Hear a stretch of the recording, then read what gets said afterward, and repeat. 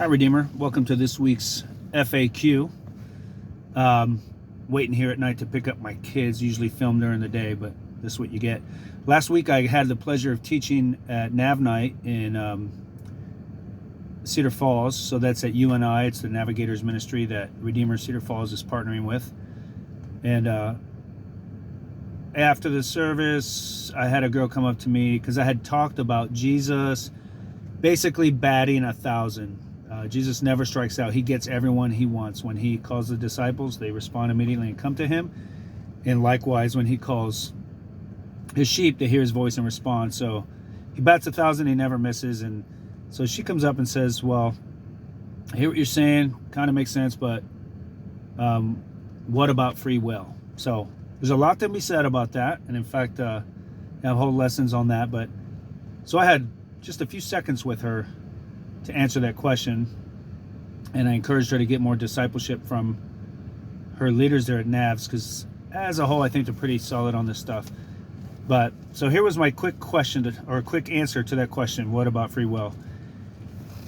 And I said this, here's the thing, I believe that we make choices, right? So we choose things to eat, we choose people to hang around, and I believe we choose what gods to worship. The problem is that humanity is born blind to the beauty of God in Christ.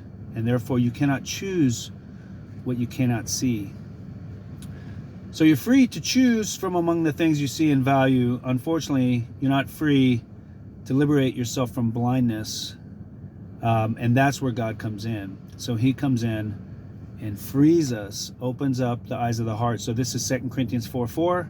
In our natural state, we are born blind to the beauty of God and the gospel of Christ. And 2 Corinthians 4:6 is a solution to that, that the same God who said, let light shine out of the darkness, has made the light of the glory of the gospel of God in the face of Christ to shine in our hearts.